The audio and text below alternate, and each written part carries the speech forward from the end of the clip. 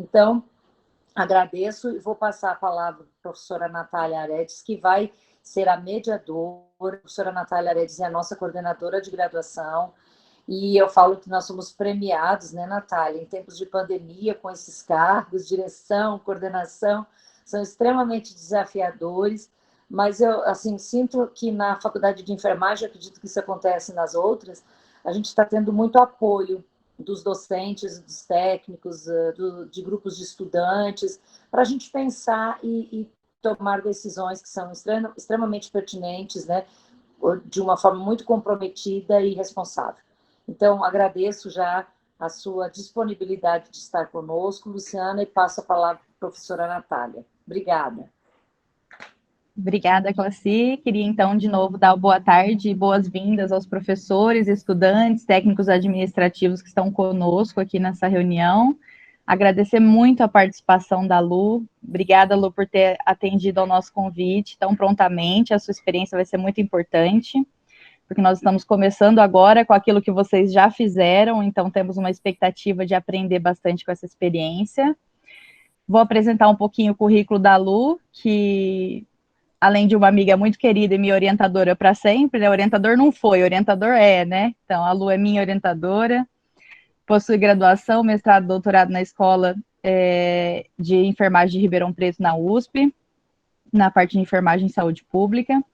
Possui pós-doutorado pela Escola Superior de Enfermagem de Coimbra e é professora associada, então, da Escola de Ribeirão Preto, da USP, membro titular da pós-graduação, da comissão de laboratório. Ela é parte da coordenação do INEXA RIG Brasil junto comigo, né, que nós nos propusemos, então, a fazer estudos mais avançados na área de simulação clínica. A Lu é líder do grupo de pesquisa em enfermagem no cuidado da saúde da criança e do adolescente. Foi coordenadora do Centro de Aperfeiçoamento Docente de Ribeirão Preto, junto à Pró-Reitoria de Graduação da USP, então se inserindo nas questões de educação desde sempre.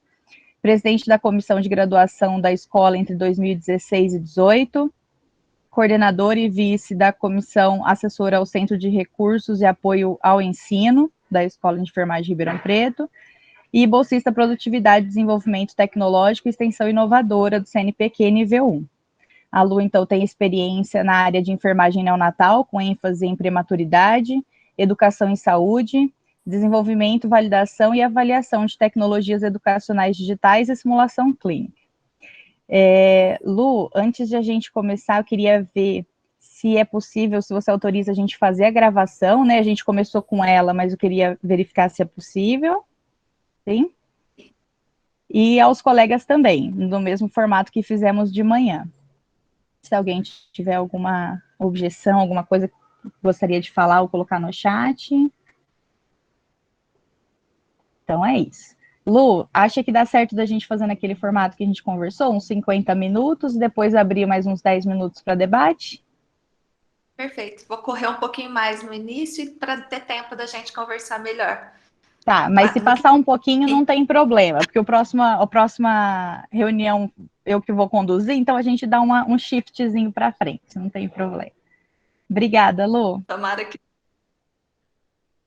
Queria começar agradecendo muito a professora Classi e a professora Luana pelo convite tão honroso. Estou muito feliz de estar aqui. Claro, agradecer a querida Natália pelo contato e estar sempre trabalhando junto com a gente.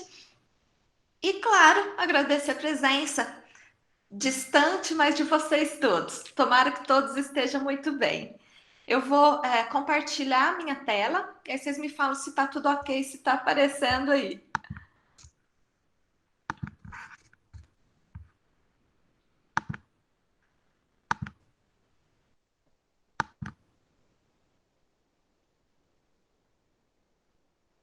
Tá carregando, Lu, acho que vai dar certo.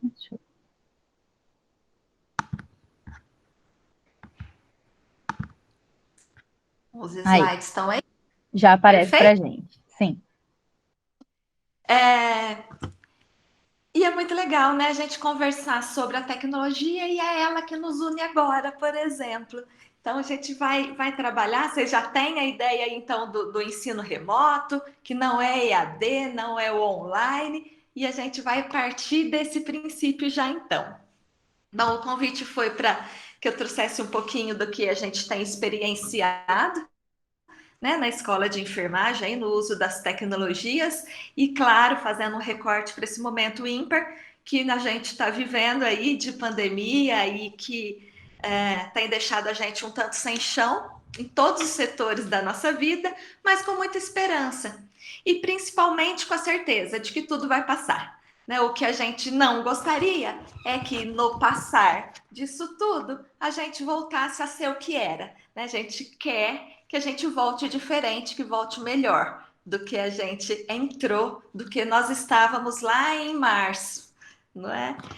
Para conversar com vocês, e aí espero mesmo que seja uma conversa, organizei a nossa conversa num formato de pré-pandemia. Então, como é que era o uso dessa tecnologia, ou não era, antes da pandemia, o que nós passamos na escola de enfermagem com a pandemia, e aí eu faço uma escolha de trazer as experiências da saúde da criança, que é a minha área, como é que nós experienciamos no primeiro semestre, já fizemos a disciplina toda no formato de ensino remoto emergencial, e claro, isso não seria possível com os 15 dias que nós tivemos para nos preparar para essa mudança brusca, sem um grupo coeso, aberto à mudança, que são as minhas colegas de área. Então, acho que o envolvimento de todo mundo foi bastante importante para isso tudo. E nossas pós-graduandas também, que estiveram envolvidas o tempo todo. E aí, junto com essas experiências, aí está lá no título, nem tudo são flores, muito a gente aprendeu no processo. Eu tinha um pouco mais de proximidade porque é minha área de pesquisa, tecnologia, mas não são todos. Então, cada um esperar o ritmo do outro e ajudar foi o que mais aconteceu. Isso é muito legal. Todo mundo tentar ir no mesmo ritmo e um ajudando o outro. E nós tivemos inúmeros desafios. Pergunta sem resposta, e um pensar e repensar constante do processo ensino-aprendizado. E termino falando muitíssimo brevemente sobre o legado. E aí o pós-pandemia, como é que vai ser? Né? O que a gente tem aí de o que a gente vivenciou e como é que a gente volta depois? E falo de novo, tomara não voltemos para aquele mês de março do jeito que a gente era. Tomara que voltemos melhores e modificados depois disso tudo.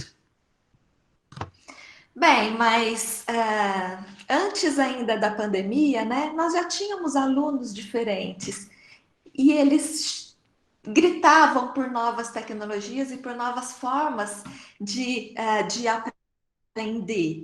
Nós, professores, aprendemos de uma maneira diferente e muitas vezes nós ensinamos da mesma maneira que nós aprendemos, mas nós temos um aluno novo, né, os nativos digitais. Esses alunos, eles clamam por outra forma no processo ensino-aprendizagem. A gente observava no pré-pandemia uma distância quase intransponível entre a forma que a gente ensinava e a forma que o nosso aluno aprende. Né? Para eles é muito mais natural aprender com a tecnologia, porque eles nasceram nesse mundo. Mas a gente tem olhado a tecnologia e os professores extremamente diferentes um do outro, mas muitas vezes com medo, com desconfiança, com medo do EAD na enfermagem, e faz muito sentido esse medo. Outros olham a tecnologia por modismo. Né? Então, como é que é isso? Já deixo claro aqui que a minha ideia de conversa com vocês é que a tecnologia não é resposta para todos os problemas da educação. Ela não substitui o professor, muito menos, mas trago aqui um pouco do uso da tecnologia como auxiliar no processo de ensino-aprendizagem. E nesse momento de distanciamento social, extremamente necessário ao nosso ponto de acesso e de trazer esses alunos para próximo da gente. E claro, já olhando para a tecnologia, não só nesse momento, mas que ela certamente será aí um ponto de ligação para essa distância quase intransponível que nós vivíamos entre como nós ensinamos e como nossos alunos aprendem. E essa diferença é dada muitas vezes pela diferença nossa de geração, né? Nós somos muito mais textuais, os nossos alunos não, eles são visuais, a gente gosta de ler, os nossos alunos não, eles gostam de ir no cinema, mas não vale só o cinema, o filme tem que ser 4D, né? Nós gostamos do cheiro do livro, da biblioteca, os nossos alunos aprendem muito mais facilmente por meio da internet e são multiplataforma. Nós temos sotaque, nossos alunos são nativos digitais. Eles nasceram falando, né, essa língua, eles já nasceram no mundo digital. Então, eles são de tentativa e erro. Eles aprendem a fazer fazendo. E nós não, nós somos metódicos, nós aprendemos cada passo, um por vez. E assim nós somos muito mais lineares. O nosso aluno não, ele é randômico, ele é não linear, ele aprende muito bem com hipertextos múltiplos, né? São multitarefa. A organização mental deles, eles não raro, eles fazem 2, 3 atividades ao mesmo tempo e está linkado em todas elas. Nós não, nós aprendemos e somos muito mais de uma coisa por vez. Nós somos muito mais teóricos. Nós adoramos o manual para aprender alguma coisa. Nossos alunos não, eles são da prática, eles aprendem fazendo. Nós aprendemos muito mais no formato individual e o nosso aluno é muito mais colaborativo, aprende melhor com os pares e eles precisam desse aprendizado colaborativo. Isso se deve às diferentes características de geração para geração, né? Mas nós não estamos fadados às características da nossa geração, porque nós aprendemos e nos adaptamos. Ninguém está fadado a conhecer mais ou menos da tecnologia, muito pelo contrário.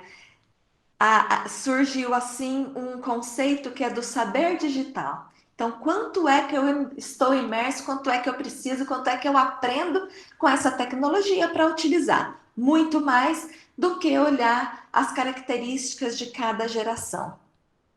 Ainda que nunca na existência da humanidade a gente teve um intervalo entre gerações tão curto. E assim, com tantas diferentes gerações coexistindo numa mesma sociedade. E, claro, no mesmo ambiente escolar. Então, isso faz com que uma geração aprenda muito mais com a outra e a gente se adapte muito mais, né? Só chamando a atenção que aí a geração alfa já estaremos com eles e eles são extremamente conectados, né? E aí como é que vai ser para amanhã a gente atender esses meninos na universidade? Nós ainda somos um país, falando em nativos digitais, nós ainda somos um país jovem, estamos envelhecendo, mas ainda é o 4º país no mundo com maior população de nativos digitais.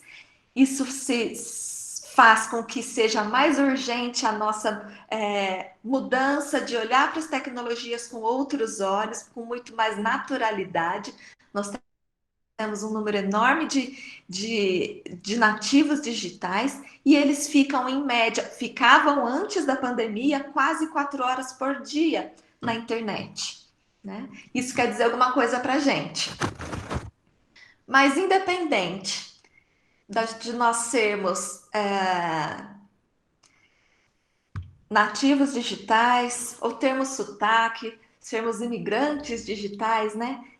Tem símbolos que são decisivos para a gente ficar mais ou menos em um determinado local. Por exemplo, se eu tenho bateria suficiente onde recarregar a minha bateria, e são símbolos traumáticos muitas vezes, né? Ai, meu Deus, está acabando a minha bateria. Ou então, se eu não tenho uma internet free naquele local, ou se eu não consigo aquele download tão necessário. Então, são mudanças de postura do que todos nós temos utilizado a tecnologia muito mais independente, mesmo de geração para geração. Isso pode ser comprovado com um número enorme de apps que nós utilizamos todos os dias. A gente utiliza os aplicativos, né, o mobile para acordar, para dormir, para transações bancárias, para viajar, para se localizar no tempo, para saber o que eu tenho de compromisso, para viagem, para comer. Então, a gente tem utilizado os aplicativos em todos os setores da nossa vida. A gente não consegue fazer pelo curto espaço de tempo esse formulário, mas se vocês quiserem mostrar o celular de vocês para esse QR Code, vocês podem fazer um outro momento e eu vou chamar a atenção desse questionário online que a gente pode trabalhar com os alunos lá mais à frente na nossa conversa. Mas aqui é legal. Ele fala um pouco de como é que nós utilizamos, se nós somos digitais ou não, se nós utilizamos a tecnologia ou não. Depois posso deixar para vocês também. E aí a gente vai ver o que tem de muito legal nesses questionários que a gente pode utilizar e que a nossa disciplina lançou mão e foi muito bom. Durante a aula, antes da aula ou depois da aula. Mas de uma hora para outra, quando nós estávamos entendendo um pouco mais, trabalhando um pouco mais de tecnologia, o mundo mudou. Veio a pandemia. Aí queria passar rapidamente, esse vídeo não tem nem 1 minuto, e depois eu chamar a atenção para vocês da importância de vídeos curtíssimos na vida desses alunos. Mas esse vídeo, ele está no site do MIT e acho que ele fala bem disso que a gente está vivendo.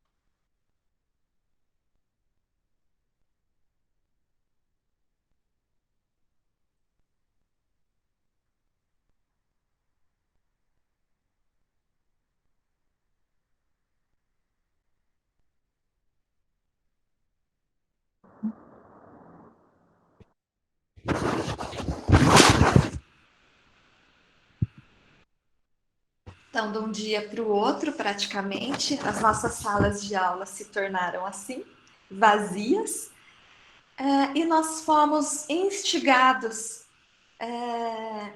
mesmo apresentados para muitos, ao universo digital. Não teve jeito. O distanciamento social fez com que houvesse uma migração abrupta de 1.600.000.000 de estudantes e professores para esse mundo digital. As videochamadas substituíram muitas das interações, em especial para a gente. A plataforma Zoom, por exemplo, nos 2 primeiros meses de 2020, aí lembrando que já estava na pandemia em outros países, foi maior o número de acessos do que todo o ano de 2019. Foi relançada a 4ª revolução industrial, pensando aí no quanto a impressora 3D e a palavra-chave, não só da revolução industrial, mas a palavra-chave que fica para a gente da flexibilidade, enquanto a impressora 3D foi importante. Quem tinha uma impressora 3D fazia peça para o automobilismo, do dia para a noite, começou a fazer protetores faciais e outras coisas voltadas para a pandemia. Então, flexibilidade é uma palavra importante para a gente nesse momento. E aí, falando em flexibilidade, nós tínhamos, então, como eu já disse, 15 dias para começar a disciplina de saúde da criança, é uma disciplina clínica da criança hospitalizada, e ela tem 120 horas. Corriqueiramente, ela tinha 3 horas de ensino, de atividade online, que eram chats, e que os alunos gostavam muitíssimo. E ela fica alocada já há vários anos no Moodle da universidade, que é o E-Disciplinas. Não vou me ater a conceito, então, de ensino remoto, educação à distância, que vocês estão já craques nisso, mas que para o nosso ensino remoto, então, a gente precisou de reolhar essa disciplina que estava prontíssima para ir já ao ar, mas que tudo teve que ficar online. E aí, como é que a gente faria toda a disciplina, que é uma disciplina clínica, de forma remota? Então, fizemos inúmeras reuniões entre os docentes da saúde da criança e modificamos algumas coisas para tentar chegar o mais próximo possível desse aluno que realmente é um nativo digital e que já precisaria ter feito isso há mais tempo. Então, o que a gente fez de interessante e que chegou mais perto é ter sempre links. Então eles têm hipertextos, a disciplina já é apresentada, ela é organizada no E-Disciplinas cronologicamente para os alunos se encontrarem. Aqui, cada aula ou cada encontro que era presencial, né, antes da pandemia, nós chamamos de módulo. Então ele organizado no E-Disciplinas cronologicamente, e cada módulo sempre tem hipertextos, então tem tudo que eles precisam. As aulas todas nós fizemos, minto, não foram todas não, quase todas, nós fizemos no modelo de aula invertida. Então, a aula que para a gente era lá no presencial, antes da pandemia, com uma carga horária de 4 horas, uma aula, agora o encontro com eles não dura mais que 1 hora e pouquinho. Então, isso também a gente já observou que precisava mudar. 4 horas é muito, eles não iam ficar tudo isso no computador. Então, a gente mudou. Então, dentro dessas 4 horas, por exemplo, para a semiologia da criança, eles têm atividades, tem sempre a aula em PDF, os slides, eles têm atividades para fazerem antes da aula, no encontro presencial e no pós-aula. Tudo isso que a gente colocou em cada módulo, a gente procurou não ultrapassar as 4 horas que ele tem para trabalhar essa aula, esse conteúdo. Né? Então, a gente escolheu e discutiu muito para que não ultrapassasse esse tempo que eles têm. Colocamos muitos áudios, muitos vídeos, todos curtíssimos. O vídeo mais longo que nós temos, ele tem exatamente 1 minuto. Então, são vídeos e áudios muito curtos. Então, com muitos multimeios e que os alunos se sentiram mais motivados. Então, na aula invertida, a gente tinha atividades antes, então nós preparamos conteúdo, compartilhava com os alunos e eles tinham já ali na plataforma conteúdos que eles precisariam estudar antes de ir para a aula. No nosso encontro presencial, a gente discutiu, problematizou, e sempre que possível nós deixamos um feedback para eles darem alguma atividade para eles devolverem, fazerem a devolutiva no pós-aula. E foi bastante interessante. Então, os multimeios têm ajudado aí os alunos no reconhecimento de situações diferentes, na comparação de situações diferentes, olhar o todo de cada situação, e isso para a enfermagem é muito importante, em especial ajudar na compreensão de situações complexas. Então, os multimeios foram extremamente importantes para ajudar o aluno nesse aprendizado, e não só ter uma aula online, né? Outro conteúdo que eu chamo a atenção, outro módulo, é a semiologia, por exemplo, em enfermagem neonatal, que eles tinham como, antes da aula invertida, eles navegavam num game, né, no eBaby. Durante a aula, a gente ia olhar para os vídeos, e esses vídeos foram muito interessantes, porque não eram vídeos só vídeos já feitos, eram vídeos também já não eram vídeos já feitos somente, mas eram vídeos que os próprios alunos faziam. Então, as turmas anteriores, a gente já tem esse costume, quando os nossos alunos estão em campo, claro, pedida autorização para os professores, para os pais e para o enfermeiro de plantão, a gente grava pedacinhos da avaliação clínica do bebê ou da criança que eles estão cuidando. Então, a turma anterior fornece os vídeos para a próxima turma e a gente coloca na aula e no e-disciplinas. Isso tem motivado muito e tem ajudado na corresponsabilização desses alunos. Ele é responsável pelo aprendizado do colega que vem mais à frente. Então, a gente tem vídeos e números aí, todos com menos de 1 minuto. E aí, eu falei para vocês sobre o questionário online, que a gente deixou esse questionário, então, que também está nessa aula, mas a gente deixou os questionários como quiz, e aí a devolutiva que eles dão depois da aula invertida. Então, foi muito legal olhar para os quiz. Os quiz a gente escolheu tanto questões de concurso, porque a disciplina já é quase fim de curso, é no 3º ano a disciplina, no bacharelado e no 4º ano da licenciatura, e são questões de concurso. Então, por exemplo, a semiologia ela é organizada em necessidade humana básica, e para cada necessidade humana que eles passam na aula, tem um quiz sobre aquela necessidade humana, que são questões de concurso. E outros quiz também, que são vídeos, sempre menos de 1 minuto. Os quiz ele tem sido importante para fixar a matéria, para organizar melhor o conhecimento. Se a gente fizer o quiz, enviar para os alunos antes da aula, desperta o interesse para o assunto, motiva para o estudo. É legal fazer durante a aula, porque o aluno consegue identificar lacunas de conhecimento, fixar melhor a matéria. No pós-aula, dar um feedback, e ainda também durante a aula, um feedback para os mediadores de como é que eu preciso de mudar alguma coisa, como é que está isso, né? E claro, antes da aula também o professor consegue ter uma ideia de como é que aqueles alunos estão em determinado conteúdo. Então, tem sido muito interessante. O quiz durante a aula, a gente tem feito olhando as respostas junto com eles em tempo real, então isso tem sido muito legal.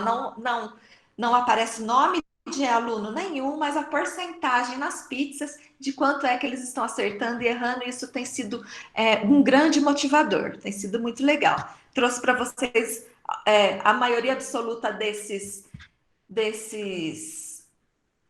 quiz ou desses questionários online aí, eles são gratuitos e de fácil acesso e muito tranquilos para serem formatados com o que a gente precisa. Para além dessas ferramentas, né, que nós utilizamos também o Sirius Game Baby. Ele não deixa de ser uma simulação virtual, e aí, como Sirius Game, a gente precisa lembrar que ele motiva a aprendizagem, que ele ajuda, porque ele é pontuado, dá premiação para o aluno, então ele se sente valorizado, estimulado, desafiado, tem regras para jogar o jogo, isso tem ajudado muito. Então, para além disso tudo, respeita o ritmo de aprendizagem desse aluno, ele pode repetir quantas vezes ele quiser jogar o jogo, e tem ajudado bastante no aprendizado. Os alunos gostam muitíssimo de jogar o jogo antes da aula. Mas como simulação virtual, a gente segue os mesmos preceitos de qualquer simulação. Então, tem um pré-briefing, e o pré-briefing está dentro do próprio jogo, que é a orientação, definição de regras, os objetivos de aprendizagem. Isso já está junto quando ele começa a jogar, ele joga o jogo, e daí no nosso encontro presencial, não, no nosso encontro online, mas com todo mundo junto, a gente faz um debriefing desse jogo, né, de como é que foi avaliar o bebê prematuro no jogo online, e aí a gente reforça pontos positivos e traz correção de equívoco, e tem sido bastante interessante, os alunos têm gostado muito. Os vídeos educativos, a gente também tem colocado vídeos, e os vídeos tem tanto vídeos do Homem Virtual, da Faculdade de Medicina da USP São Paulo, eles também são muito curtos, com segundos, e vídeos que os alunos da turma anterior, ou mais passada ainda, esse aqui acho que é um vídeo de turmas mais atrás, que fizeram. Ele é bem curtinho.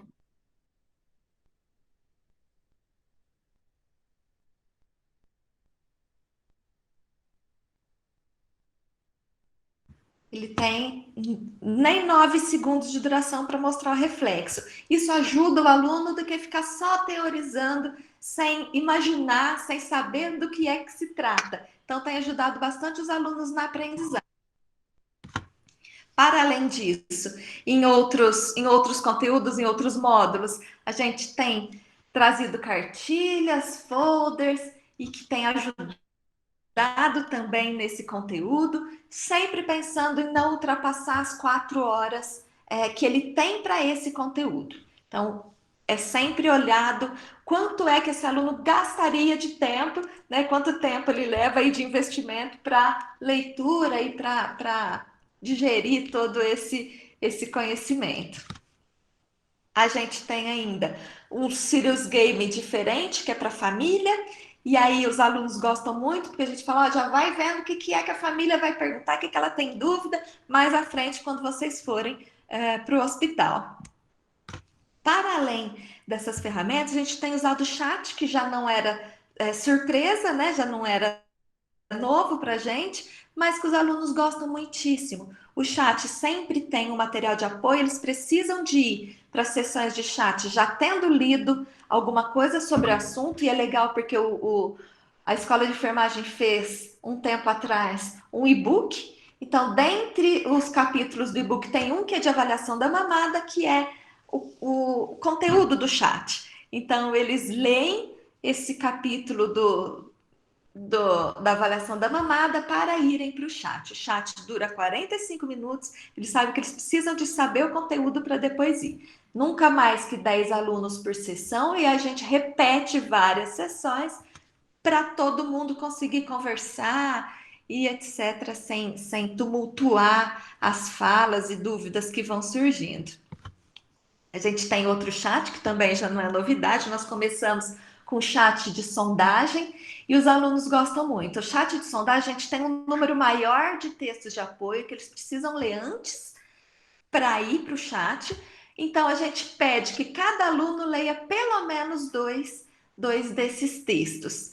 E aí tem sido muito legal. A gente sempre convida algum especialista em sondagem gástrica para participar do chat junto com a gente. Tem um roteiro de assuntos fundamentais que serão abordados no chat, porque o número de textos que a gente achou era muito grande. Então, para ajudar esse aluno lá nas discussões, para ele não se perder. Então, o chat, ele tem ajudado na síntese, né, na agilidade de escrita, no raciocínio rápido, porque o chat são discussões muito rápidas, tem respeitado o ponto de vista do outro colega, então eles aprendem isso também, ouvir o que o outro pensa, e estimular o vínculo entre eles, porque o conteúdo ele é desenvolvido no todo de todo mundo, e as dúvidas que vão surgindo, um às vezes já responde para o outro, tem sido muito, muito interessante, e com feedback deles bastante positivo.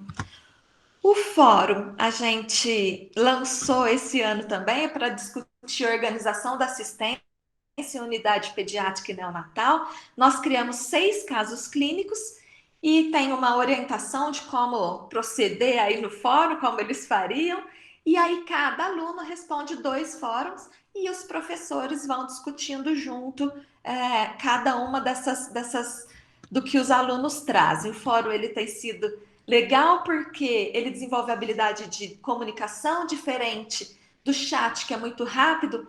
No fórum, eles conseguem aprender uma escrita mais elaborada, ter uma reflexão maior, ter um pensamento crítico mais interessante e debater ideia com outro colega, porque ele é assíncrono e não síncrono como o chat, mas que os alunos gostam mais do chat porque é mais presente na vida deles o chat do que o fórum. Então, onde eles precisam pensar mais, parar, raciocinar, ver o que o outro escreveu, isso nessa disciplina foi, no lançamento, né, do fórum, não foi tão interessante quanto a gente achou que seria, porque a gente tinha ideia já do chat. E o chat eles gostam muitíssimo. O fórum foi legal, teve discussões importantes, mas os meninos não ficaram tão entusiasmados quanto no chat. Outra ferramenta que nós lançamos mão, aí aproveitando o assunto da Covid-19, nós criamos infográficos, como essa disciplina é para o curso de licenciatura, os alunos têm uma disciplina que é de Libras, nós fizemos o infográfico, tanto para a família quanto para os profissionais, e incluímos Libras, e eles gostaram muitíssimo, porque eles têm a disciplina de Libras e aproveitam para estar mais perto dessa forma, né, de linguagem. Os infográficos, eles têm imagem, texto em movimento, prende a atenção do usuário. As animações, elas tornam muito mais confortável, né, o aprendizado, e tem motivado os alunos a aprender. Eles são curtos, rápidos, e isso vai muito favorável à característica desses alunos novos. Eles não gostam de coisa demorada, tem que ser tudo muito curto e muito mastigado. Mas aí, depois de lançar a mão de tudo isso, no processo ensino-aprendizagem na disciplina de saúde da criança, veio a nossa pergunta mais desesperadora, que está aí na charge, né? Mas e aí, a gente ensinou o Totó a assoviar, mas eu não escuto ele assoviar. Não, eu disse que ensinei, e não que ele aprendeu. Então, como é que a gente faria isso, né? Será que eles aprenderam? Será que não aprenderam? E aí, nós fizemos uma avaliação também de forma remota, com um número de questões que utilizava multimeios, que utilizava caça-palavras, num período curto de tempo, e que foi feita no Google Forms mesmo, mas que foi muito interessante essa diferença que era da nossa prova presencial e a nossa prova do formato remoto. Claro que os alunos com certeza colam, claro que eles conseguem abrir o computador, o celular, eles conseguem faz parte, né? Mas a gente conseguiu fazer uma avaliação condizente com o ensino remoto. Então, a avaliação também foi de forma remota e utilizando os mais diferentes multimeios. E foi muito interessante. Aí a gente chega nos nossos desafios, né? Porque a tecnologia digital, ela é um meio, né? Ela não é um fim nela mesma. Se a tecnologia digital for utilizada com uma metodologia que não ajude, ela pode ser subutilizada demais. Então, a gente precisa de uma metodologia ativa de aprendizagem especial que motive esse aluno na aprendizagem. Lembrando que a aprendizagem não é só cognitiva, mas ela é afetiva e, em especial, social. E aí, nesse momento que eles estão, como é que a gente precisava, como é que a gente deu conta disso, né?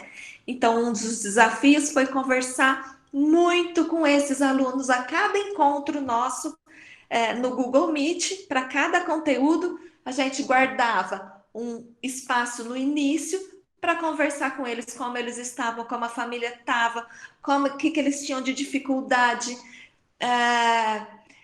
como é que foi o último encontro deles. Então, essa devolutiva e a discussão na área foi muito constante, de devolutivas, a partir da devolutiva dos alunos, de mudança de plataforma, de um dia foi o Zoom, eles não gostaram, voltamos para o Google Meet. Então, assim, foi tudo muito conversado e foi muito legal. A gente precisa lembrar que a tecnologia ela não é por modismo, não é por deslumbramento, nesse momento principalmente, nem muito menos uma prática meramente instrumental. A gente tem todo um porquê de escolher cada tecnologia e como é que nós vamos utilizar essa tecnologia. Para ela ser mesmo motivadora, para ajudar na colaboração desse aluno, na cooperação deles, para que eles aumentem realmente a autonomia a emancipação e que eles consigam, e que é extremamente necessário para essa geração, trabalhar em rede. Mas ninguém se preparou para isso. Os professores, do dia para a noite, nós nos vimos precisando trabalhar de forma remota. Então foi complicado, foi difícil, trouxe desafios, trouxe ansiedade, medo, mas que todo mundo aprendeu no processo. E a sensibilidade de olhar para o nosso colega e ajudar, e a sensibilidade de olhar para o aluno foi muito legal. Foi um dos pontos que ajudou mais nesse desafio, de que a gente muitas vezes não tinha capacitação para o uso da tecnologia, mas que nós nos vimos assim, necessitando disso. Os alunos, então, nem diga, né? Os alunos, o que tem aí de acesso precário, tanto a hardwares quanto a internet, é constante. Então, nós precisamos lançar mão da direção, comprar muito acesso remoto de internet para esses alunos, para quem tinha dificuldade, fizeram enquete com a escola toda, e os professores, através dos departamentos, conseguiram levantar, identificar notebooks que estavam menos usados, menos utilizados pelos professores, para empréstimo para esses alunos. Assim, acho que a gente conseguiu melhorar um pouco, mas lembrando que muitos dos alunos que têm internet, por exemplo, eles têm um plano de dados, um pacote, e que acaba. Então, nosso encontro nosso encontro online no Google Meet, sempre no máximo de 1 hora. A gente não gostaria que eles gastassem tudo e não tivesse para a próxima aula ou para a próxima necessidade de vida que todo mundo tem. A gente precisa lembrar que os brasileiros que usam a internet, e que não é muito, quem nunca utilizou a internet é 1/3 do nosso país. Dentre os que usam, 56% só acessa a internet pelo celular. Então, que as atividades que a gente estava oferecendo, ele consegue fazer pelo celular essas atividades? Então, tudo a gente precisou de pensar no pé que estava, né? Que era isso para os alunos. Outro desafio enorme que a gente teve foi pensar que, se é uma atividade clínica, uma disciplina clínica, nenhuma tecnologia substitui o contato humano. Então a gente ficou desesperado, estamos ainda esperando o final da pandemia, porque a gente sabe que uma parte dessa disciplina ainda precisará acontecer, que é o contato com o paciente real. A gente conseguiu fazer prévias dos laboratórios, de trazer o conteúdo mais teórico antes, mostrar vídeo de simulação, mas que eles precisam ainda ir para campo e ir para os laboratórios de simulação que a gente tem, que é mais da metade da carga horária dessa disciplina. Mas e aí, né? Depois disso tudo, o pós-pandemia, como é que será que vai ser? A gente pensa que são novos tempos, novas ferramentas, que o remoto, ou melhor, aí o online estará muito mais presente no nosso processo de ensino-aprendizagem. Isso vai diminuir a distância enorme que tem entre como eu aprendi e como eu preciso ensinar o meu aluno, trazer o aluno para uma participação maior. Então, penso que o ensino híbrido será muito mais constante, estará muito mais presente do que está atualmente. Olhando para o cuidado, então, nós da área da enfermagem, a inteligência artificial já se faz presente. Nos próximos anos, ela crescerá muito mais, a automação de máquinas e o beira-leito e tudo que a gente tem aí para um novo cuidado, e pensar que esse nosso aluno precisa estar pronto para esse mundo que para ele não é tão novo assim, para a gente muitas vezes mas que ele precisa estar pronto para isso tudo. Tem algumas referências que eu utilizei. E termino dizendo que dizem que as coisas mudam com o tempo, mas é você que, na verdade, tem que mudá-las. É um incentivo para a gente olhar para as tecnologias, não com medo, é o novo, mas que a gente precisa olhar para isso com novos olhos, né? Agradeço Lu, muitíssimo. muito obrigada, Lu. A gente fica com falta de palmas e de aplausos quando a gente está virtualmente, né? Mas eu gostaria Faz parte. que você se sentisse aplaudida. Obrigada por trazer dicas valiosíssimas. Aqui temos palmas virtuais no chat.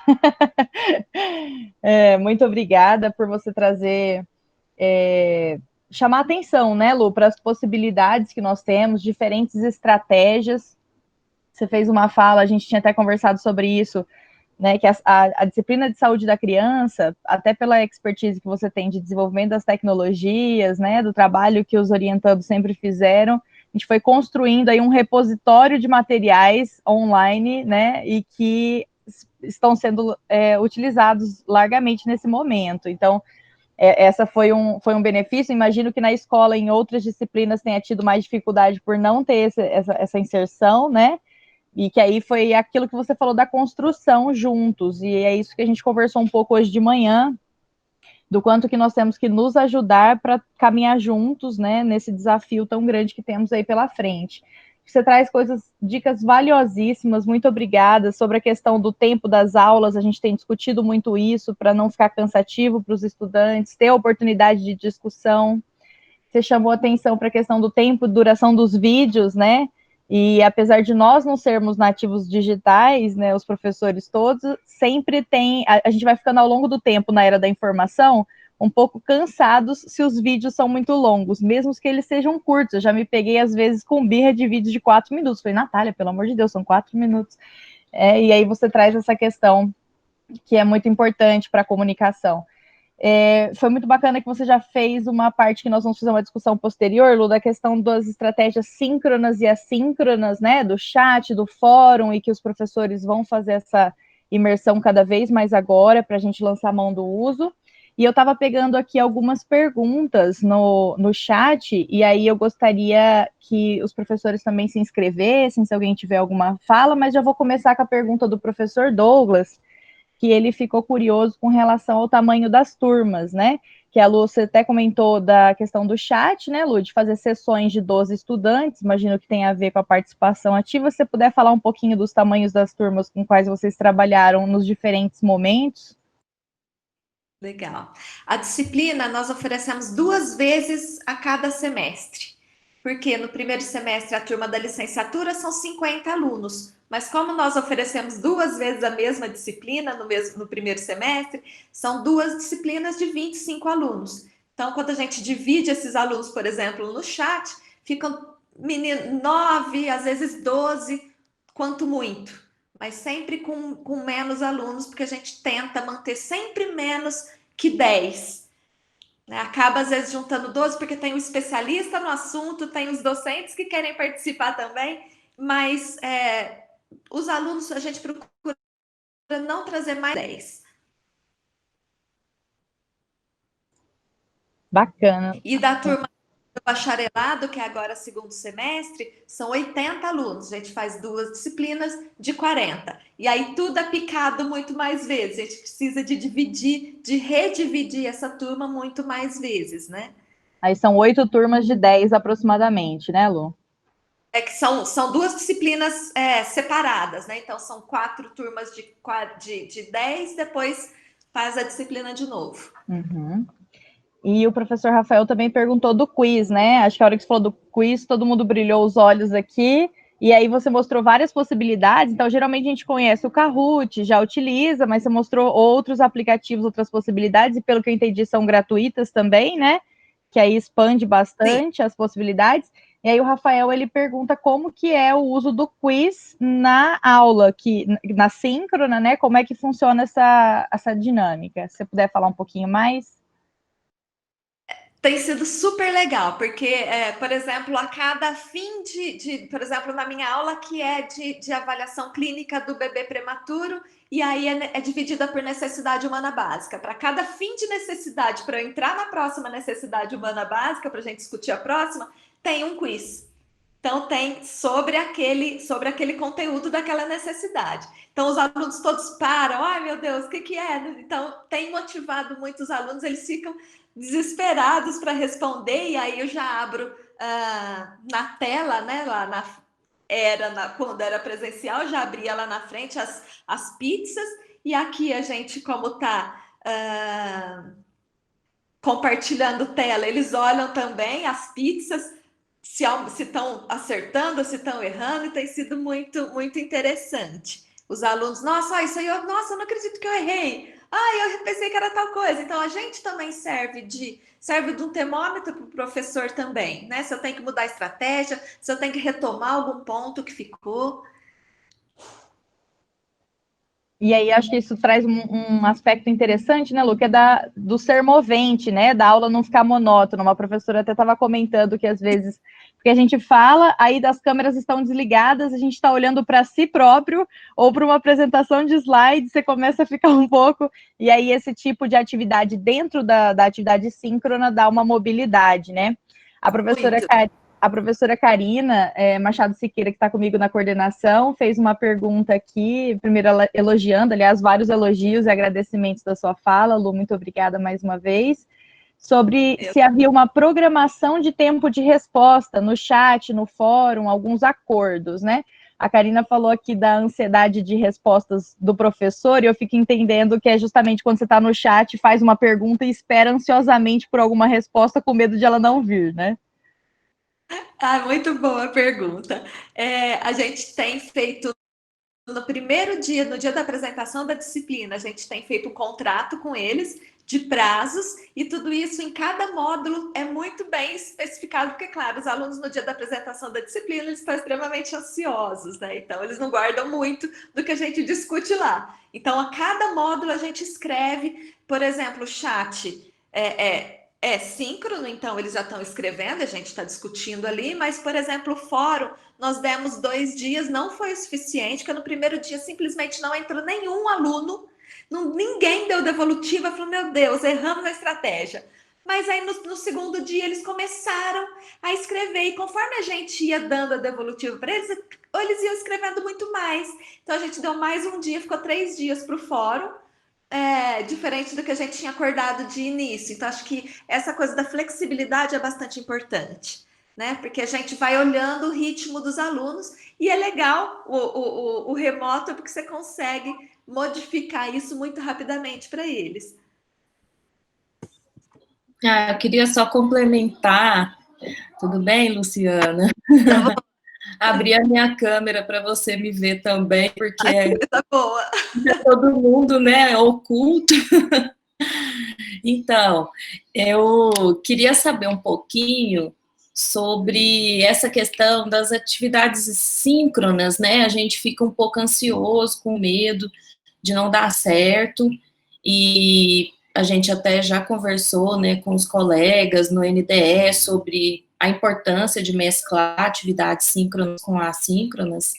E eu queria saber um pouquinho de vocês, como que foram as atividades síncronas, se a experiência foi boa, se teve muita dificuldade, problemas, né, com plataformas, ou do estudante entrar, sair, e um pouco de avaliação também nesse sentido, né, do tipo de plataforma que vocês usaram. Pelo que eu entendi, vocês têm uma plataforma que é meio que uma oficial que foi a utilizada, né? Que se você puder falar um pouquinho dessa parte, agradeço, viu? Do Moodle, que na universidade ele foi denominado de e-disciplinas, né? E as atividades, por exemplo, de avaliação, se eles participam ou não, desde a apresentação da disciplina, um dos primeiros links lá no módulo de apresentação é como é que eles serão avaliados. E lá a gente deixa muito clarinho, assim, que ainda que a gente saiba que tem muitos furos, quando a gente olha para os logs né, na plataforma, do que eles acessaram, quanto tempo eles ficaram, ele pode minimizar até ele continuar assistindo filme, sei lá, eu jogando, mas a gente traz até isso para eles, né? Que vai ser avaliado o presencial deles, se eles estão ali, se eles estão ajudando, se eles estão conversando juntos, se eles estão colocando a percepção deles, então da participação, mas também dos logs que eles tiveram durante na plataforma. Então, isso tem sido legal, porque eles acabam entrando muito. Claro que aluno é aluno. Quando a gente olha a véspera de prova, os logs subiram muito, porque todo mundo quis acessar, né? Mas tem sido bem interessante trabalhar com os logs, porque eles já sabem disso e eles ficam... tentam acessar e entrar em tudo que tem na disciplina. A disciplina mudou muito.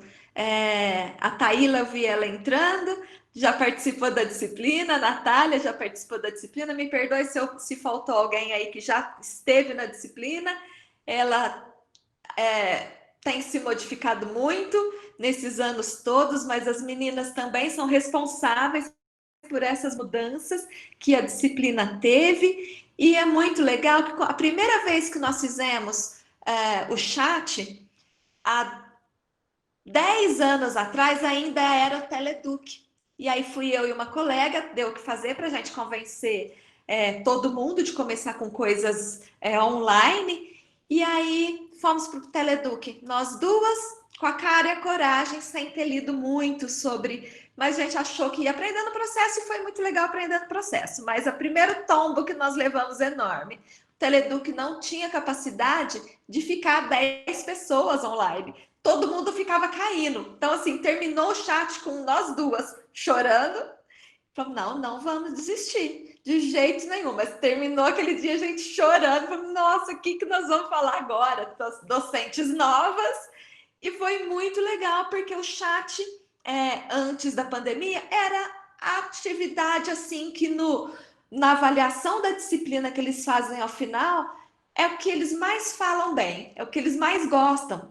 E foi de insistência nossa. Então, assim, acho que a gente precisa de fazer leitura sobre aquela ferramenta que a gente vai utilizar, mas muito vai da sensibilidade, vai de ter a cara e a coragem de aprender fazendo, né? De aprender no processo. Foi muito legal.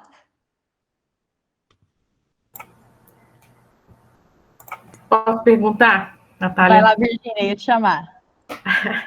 Sim, o meu nome é Virgínia, Luciana, está sendo uma delícia ouvir você, porque a sensação que a gente tem é que a gente está trocando a asa do avião com ele voando. Então, é assim, sabe, o avião tem outras asas, tem uma asa só, ele tem rodas, mas parece que a gente não vai aterrissar nunca. Então, está sendo muito bom te ouvir, e assim, algumas coisas que a gente tem pensado para poder conseguir colocar, operacionalizar essa nova proposta, e eu observei algumas coisas no que você falou. Por exemplo, o seu quiz nunca é punitivo. A gente não está estimulando o erro, nem ele está sendo punitivo, né? Não há uma identificação do aluno, isso é uma coisa muito boa, eu prestei atenção nessa parte sua. Então, assim, não me importa se A ou B acertaram ou erraram, importa é quanto o grupo caminhou. O fato de trabalhar com um número menor de alunos facilita demais. Nossas turmas são grandes, então também a gente vai ter que se reinventar nesse sentido. E a outra coisa que me chamou a atenção no que você disse é sobre avaliação. A gente tem uma necessidade de fazer um certo controle. A gente sabe, assim, da avaliação, porque é por ali que a gente vai nos nortear e ver se a turma está indo bem ou está indo mal. E o que eu percebo é que, assim, nós temos que mudar a nossa maneira de fazer a avaliação. E a avaliação, o aluno também passa a perceber que a avaliação não é de jeito nenhum punitivo. A avaliação é do quanto que ele está conseguindo caminhar. E é enquanto grupo. Me parece muito mais que um colega, a dúvida de um está ajudando o outro nessa modalidade. Então, a gente tem que se reinventar. Tá? E, assim, a criatividade também vai nos estimular a perceber que a turma A não é igual a B, que não é a C e nem a D. E uma coisa que eu tenho ouvido, né, nas pessoas que estão trabalhando com isso é que, assim, a gente não pode se amarrar nos cronogramas, nos planos de disciplinas, porque nós podemos ter que mudar de uma turma para outra, porque elas são diferentes, o rendimento é diferente. Então, esse depoimento seu, falou assim, nossa senhora, está tudo errado, nós temos que refazer. Foi muito, muito bom te ouvir por isso, porque a gente não tem que fazer a turma A igual a B e a C, porque elas não são iguais. E nós também não seremos iguais, porque nós também estamos exercitando a nossa capacidade de invenção. Então, aquela coisa da gente se amarrar no que está escrito no papel vai nos ajudar. O que importa é que o aluno, ao final daquele tempo, ele tenha aprendido e apreendido determinado conhecimento. Ainda que a gente não tenha. A minha área sempre foi ligada à parte de emergência, de terapia intensiva. Então, assim, eu não consigo fazer com que... Eles não estão indo para a prática ainda. Então, o uso da simulação e dessas outras ferramentas nos ajudam, mas sim, nós vamos precisar, sim, depois ir com eles lá para a prática e ver o que é que ficou. Então, assim, não está sendo muito fácil para mim, não, para você pensar como fazer isso. Mas eu penso que é um exercício coletivo, em conjunto, que a gente verifica todas não, mas a variedade de possibilidades que tem que ter. Mas muito obrigada pelo seu depoimento, adorei. Virginia, muito bom te ouvir. Tenho duas coisas para chamar a atenção muito interessantes que você disse. Primeira coisa, sempre é tão punitivo as avaliações que os alunos chegaram para a gente, eles fizeram uma reunião entre eles, a gente não quer avaliação, nós não fomos para a prática. Como é que vai ser isso? Desesperados. Assim, mas fizeram mesmo um motim de que não queriam avaliação. A gente, pronto, marcou um outro Google Meet, vamos conversar com os alunos, que avaliação é essa? Então, que é de tudo que se passou na teoria. Mas, assim, a gente precisou de fazer um exercício com eles, de clarear o que era essa avaliação que viria, né? Porque eles realmente ficaram em desespero de quão punitivo e o quanto a gente precisa realmente de modificar isso tudo, né? Muito bom, obrigada. Muito obrigada. Muito importante esse ponto, né? A avaliação acaba que é um dos nós. Na verdade, ela já é complexa presencialmente, né? A gente sempre faz esse tipo de discussão, que ninguém tem um padrão ouro de avaliação. A gente sabe os norteamentos, a professora Virginia aponta muito bem dessa questão de não ser punitivo, não ser classificatório, tem muitas discussões a respeito disso, apesar de um sistema de pontuação, de notas, né, que é vigente. E aí, para o remoto emergencial, nos dá mais dúvidas ainda do como fazer, né?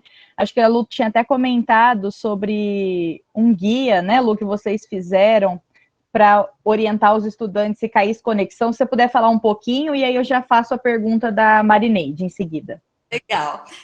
Para aplicar a prova, eles já disse, eles estavam mortos de medo, né? E aí conversamos, eles ficaram mais calmos, mas a gente fez umas orientações da prova, né? Que horário ia entrar, quanto tempo eles tinham.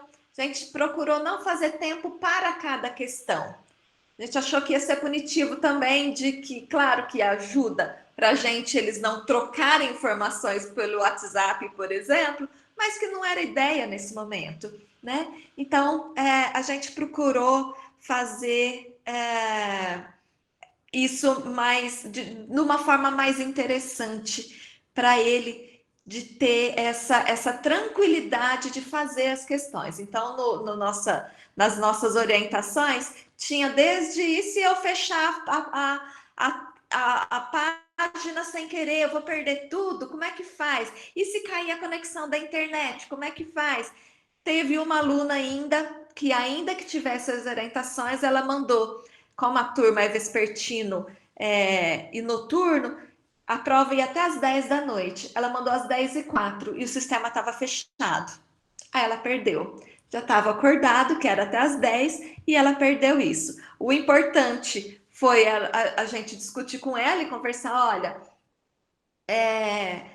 terão outras oportunidades, até porque quando for para a prática, e a gente espera que os laboratórios, a Virgínia tocou nesse assunto e eu queria dar um feedback para ela, os laboratórios, a gente espera que eles sejam o link entre a teoria que eles já fizeram e a prática no hospital, com o paciente real. Né? Então, a gente espera que os laboratórios de simulação eles serão extremamente importantes, porque a teoria ficou mais lá atrás e eles têm uma prática com o paciente real, né? Que é uma carga horária bastante importante. Então, a gente pensa que os laboratórios a gente vai ajudar nessa transposição do que ficou lá atrás e conseguir discutir tudo que tem ainda.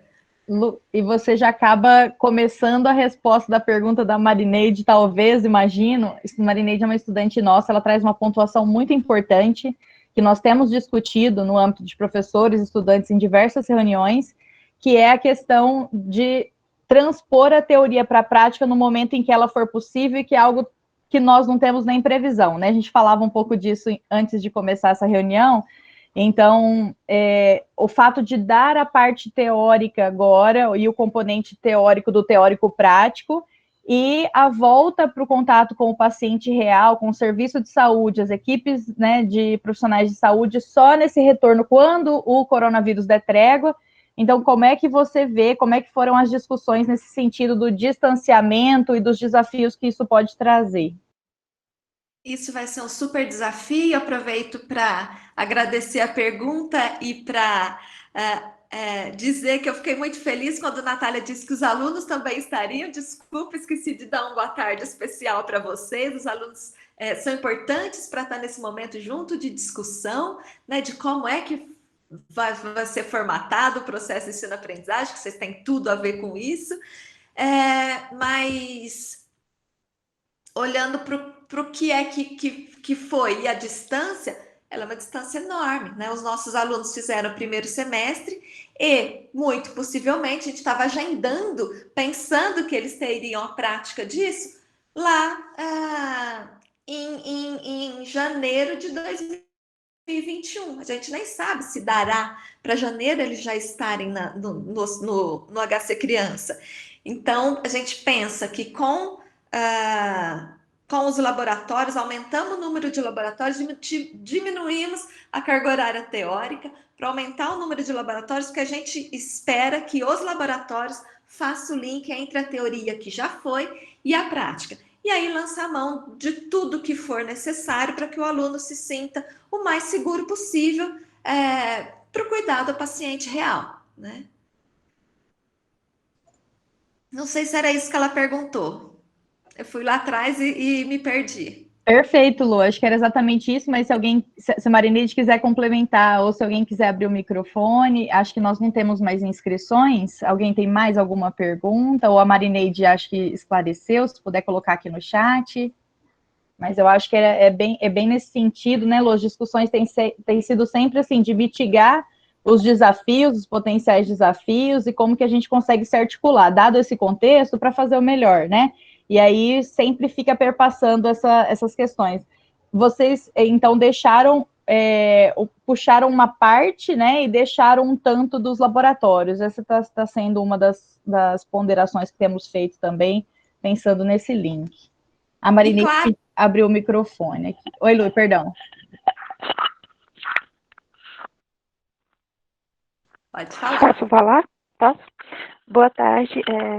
Obrigada pela resposta, né, primeiramente. Mas, assim, queria falar, acho que em nome de todos os estudantes da FEM, a maioria pelo menos, que, assim, essa é uma coisa que nos preocupa demais.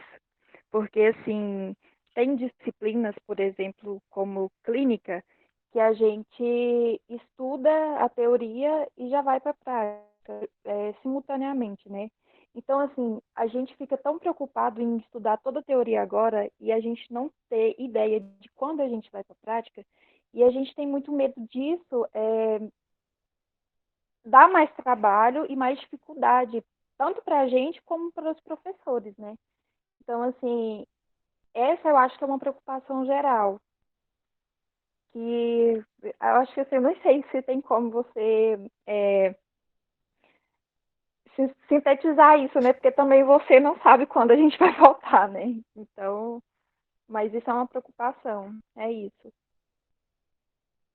Ô, Marineide, mas o que eu vou te falar, com toda certeza, eu não sei quando vai voltar, mas uma certeza eu tenho, é o medo de todo mundo. Todos os alunos colocam muito isso. E aí, quando eu for para a prática, como é que vai ser? Já passou muito tempo. O que eu posso te dizer é que a gente tem tentado manter com as atividades diferenciadas mais próximo do jeito da geração de vocês, que vocês tenham uma retenção de conhecimento por mais tempo, vocês consigam lembrar daquele conteúdo por meio dos vídeos que nós discutimos, que vocês assistiram. Todas as aulas foram gravadas e estão no E-Disciplinas. Então, para além das aulas que a gente está fazendo online, a gente grava e coloca lá no E-Disciplinas. Então, vai precisar mesmo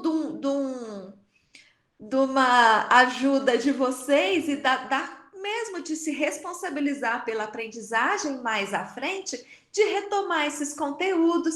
E, claro, na prática a gente retoma e discute cada conteúdo, cada conceito, cada situação muito de perto, né? Muito no mano a mano, muito do professor para o aluno. Então, acho que vocês têm que ficar tranquilas, acalente o coração, porque tudo dá certo. Acho que a gente precisa de estar muito próximo de vocês e discutir cada situação que está acontecendo em campo, discutir de novo e retomar com menos ansiedade de que eu tenho que fazer tudo que está naquele campo marcado para aquilo. Nós estamos numa situação diferente no mundo todo, né? Então, vamos retomar, vamos voltar e estudar isso aqui de novo? Vamos fazer outro laboratório que não estava agendado? Porque a gente precisa disso para ir para a prática. Não deu certo ir para a prática, vamos voltar e fazer mais uma atividade? Então, acho que essa flexibilidade vai ter que ter, tanto dos professores quanto dos alunos. Acho que é mais ou menos isso que eu penso. Bom, Lu, muito, muito, muito obrigada. Acho que, não sei se tem mais alguma dúvida, vou esperar aqui mais um pouquinho no chat, mas eu queria agradecer em nome desse grupo, assim, todas as ideias, as dicas, o compartilhar, né? Você sempre traz um tom de otimismo muito bom, maravilhoso, e o seu otimismo ele vem acompanhado da experiência, porque você já passou por isso, então isso nos deixa ainda mais otimistas para esse momento, né?